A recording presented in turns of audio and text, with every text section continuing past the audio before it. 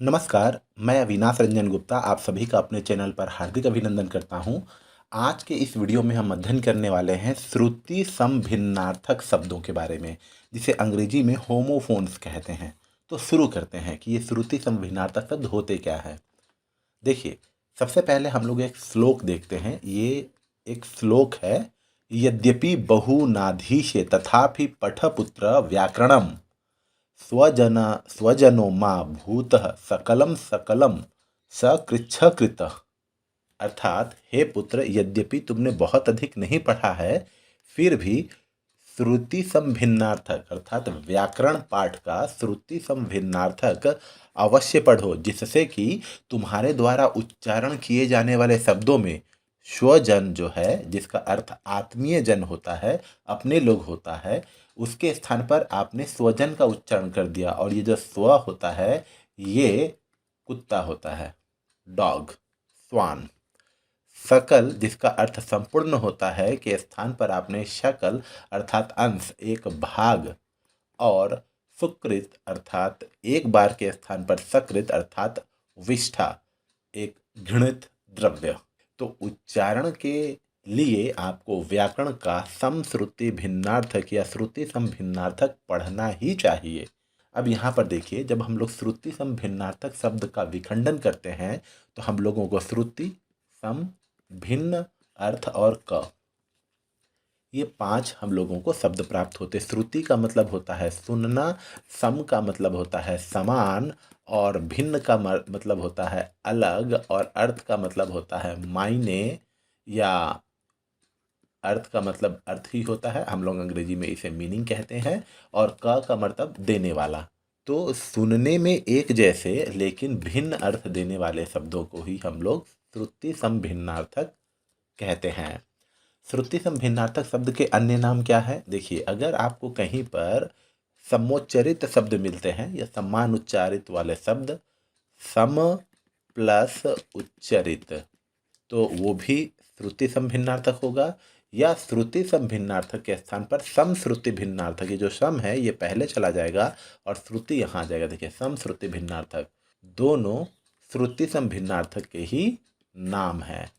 श्रुति समभिन्नार्थक शब्द की परिभाषा क्या है? देखिए, हिंदी भाषा की एक विशेषता यह है कि यह मात्रा, वर्ण, उच्चारण प्रधान भाषा है। इसमें शब्दों की मात्राओं अथवा वर्णों में परिवर्तन करने से काफ़ी अंतर आ जाता है। अतएव उच्चारण की दृष्टि से असमान होते हुए भी समान होने का भ्रम पैदा करते हैं।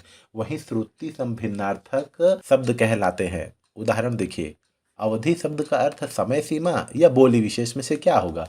तो देखिए, जब अगर अवधि में ध में दीर्घ ई का प्रयोग हुआ है तो इसका अर्थ होगा बोली विशेष, अवध प्रांत की भाषा। लेकिन अवधि में जब ह्रस्व ई का प्रयोग हो जाता है तो इसका अर्थ हो जाएगा समय सीमा, जिसे हम लोग कहते हैं ड्यूरेशन। ठीक उसी प्रकार यहाँ देखिए, पार्वती को भोलेनाथ भी कहा जाता है। अगर आपने ऐसे लिखा है पार्वती और लिख रहे हैं पार्वती को भोलेनाथ भी कहा जाता है, तो ये गलत हो जाएगा, ये सेंटेंस गलत हो जाएगा। लेकिन अगर आप ऐसे लिखते हैं ता में ह्रस्व ई का प्रयोग, पार्वती को भोलेनाथ भी कहा जाता है, तो ये सही होगा, क्योंकि वो पर्वत पर निवास करते हैं और पर्वत पर निवास करने वाले को पार्वती या भोलेनाथ कहते हैं। पार्वती भगवान शिव का ही दूसरा नाम है, ये भी सही होगा। लेकिन हाँ, एक बात याद रखिए, आप ये शब्द डिक्शनरी में खोदने की कोशिश मत कीजिएगा। ये शब्द आपको डिक्शनरी या शब्दकोश में नहीं मिलेगा। ये वेदों के कुछ श्लोक से लिया गया है। अंग्रेजी भाषा में भी श्रुति समभिन्नार्थक शब्द मिलते हैं। हम लोग इसे होमोफोन्स कहते हैं, याद रखिएगा, होमोफोन्स। फोन्स का मतलब होता है ध्वनि। तो देखिए, राइट, राइट, उच्चारण लगभग एक जैसा हो रहा है, लेकिन इस राइट का मतलब होता है लिखना और इस राइट का मतलब होता है सही। उसी प्रकार नाइट और नाइट, ये नाइट का मतलब रात और ये नाइट का मतलब पहरेदार। सी मतलब देखना और सी मतलब समुद्र। तो ऐसे सीरीज ऑफ वर्ड्स है इंग्लिश में भी। अब हम लोग आ जाते हैं श्रुति समभिन्नार्थक शब्दों की सूची पर।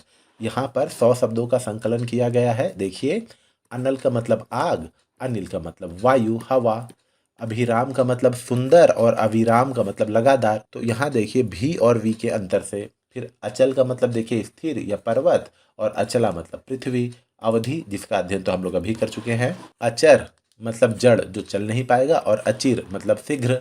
अणु मतलब कण, पार्टिकल्स। अनु मतलब पीछे। अदृश्य मतलब आंखों से ओझल, और अदृष्ट मतलब भाग्य। अपकार मतलब बुरा, और उपकार मतलब भला। अवध एक प्रांत का नाम है, और अवध्य जिसे मारा ना जा सके या नहीं मारने योग्य। अपर मतलब दूसरा, अपार पहुंच से बाहर। असक्त असमर्थ, आसक्त अनुरक्त किसी चीज में डूबा हुआ। अन्न का मतलब अनाज, ग्रेन्स। अन्य मतलब दूसरा। अंश का मतलब भाग, और ये जब हम लोग दंतेश लगा देते हैं तो उसका मतलब हो जाता है कंधा। अविलंब कहने का मतलब होता है शीघ्र, बिना विलंब के। और अवलंब का मतलब होता है सहारा। अली मतलब भंवरा, आली मतलब सखी। अपेक्षा मतलब आवश्यकता, उपेक्षा मतलब तिरस्कार या किसी को अवॉइड करना। अर्ध मतलब आधा, और अर्घ्य मतलब पूजा का जल, हम लोग अर्घ्य चढ़ाते हैं। आदि आदि का मतलब आरंभ, या आदि का मतलब एटसेट्रा भी होता है, ETC एटसेट्रा।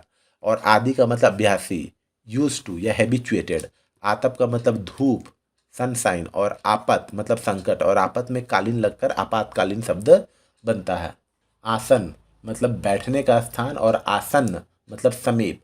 मरणासन अर्थात मौत के समीप। उदार दानी या विशाल। उदर पेट। लंबोदर याद कीजिए। उपयुक्त मतलब उचित, एप्रोप्रिएट। और उपरियुक्त मतलब ऊपर कहा गया। उद्यत मतलब तैयार, और उद्धत मतलब उद्दंड, बदमाश, शरारती। उर का मतलब छाती, और उरु का मतलब जंघा। उद्धार मतलब किसी का कल्याण करना, और उधार मतलब मांगा हुआ, बोरो किया हुआ।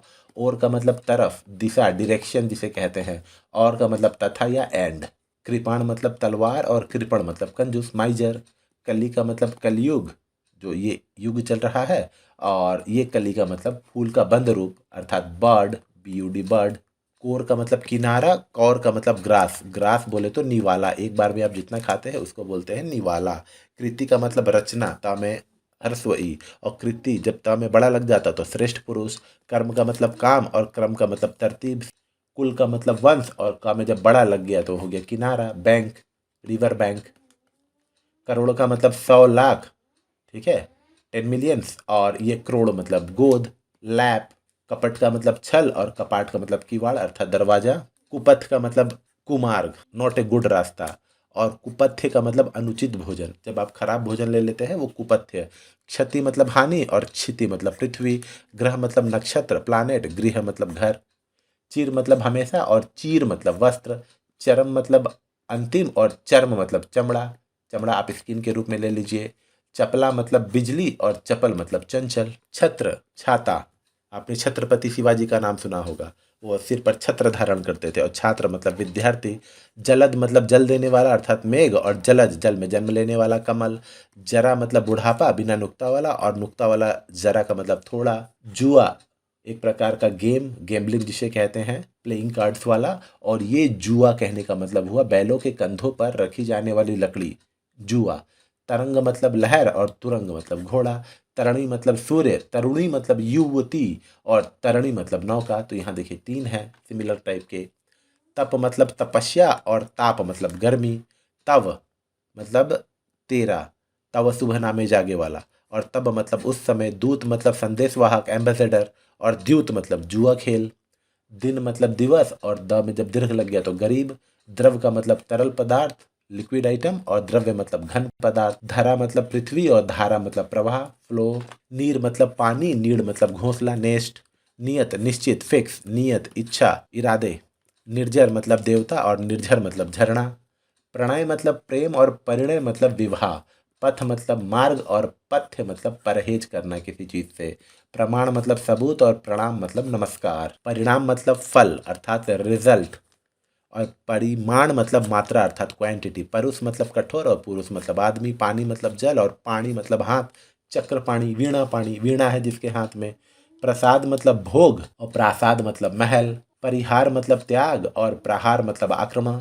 पता मतलब ठिकाना, और पत्ता मतलब पत्र, लीफ। पवन मतलब हवा, पावन मतलब पवित्र। प्रवाह मतलब बहाव, फ्लो जिसे कहते हैं। और परवाह मतलब चिंता ही नहीं है।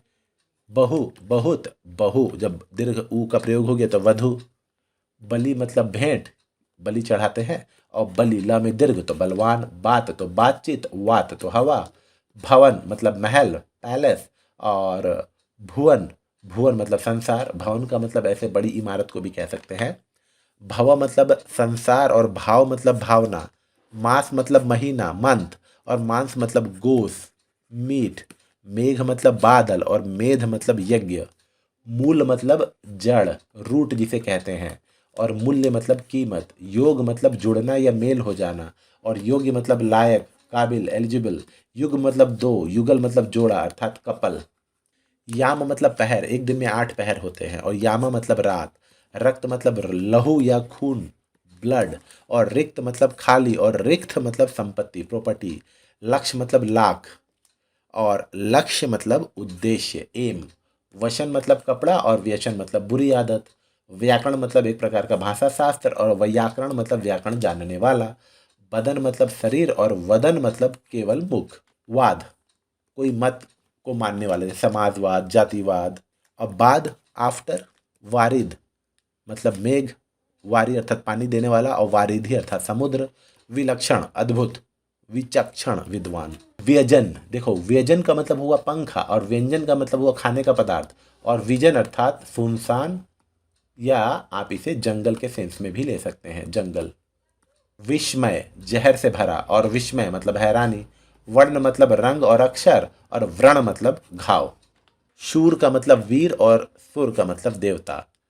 शुक्ल सफेद शुक्ल पक्ष होता है, और शुल्क का मतलब फीस। शिखर मतलब चोटी, और शेखर मतलब मस्तिष्क। श्याम अर्थात संध्या, और श्याम अर्थात काला, कृष्ण को भी श्याम कहते हैं। सूची अर्थात सुई निडल, और ये सूची तालिका क्रम जिसे आप लोग लिस्ट कहते हैं, और ये सूची का मतलब हो गया पवित्र ऑस्पिशियस। सुपुत्र अच्छा पुत्र, और सपुत्र पुत्र के साथ। और अब हम लोग आ जाते हैं अंतिम स्लाइड पर। समान मतलब बराबर, सम्मान मतलब आदर इज्जत रिस्पेक्ट, और सामान मतलब चीज या स्टफ। समर का मतलब युद्ध, और स्मर का मतलब कामदेव क्यूपिड जिसे आप लोग कहते हैं क्यूपिड। सर का मतलब तालाब, और सर मतलब बाण एरो। सूत का मतलब पुत्र बेटा, और ये सूत का मतलब सारथी या धागा, दोनों अर्थ में लिया जाता है। कर्ण को सूत पुत्र कहा जाता था, अर्थात सारथी का बेटा कहा जाता था। हाश मतलब हंसी, और हरास मतलब पतन डाउनफॉल। हेम मतलब स्वर्ण, और हिम मतलब बर्फ। तो इस तरीके से हम लोगों ने 100 शब्दों का अध्ययन भी किया। मुझे उम्मीद है कि आपको ये वीडियो अच्छा लगा होगा। धन्यवाद।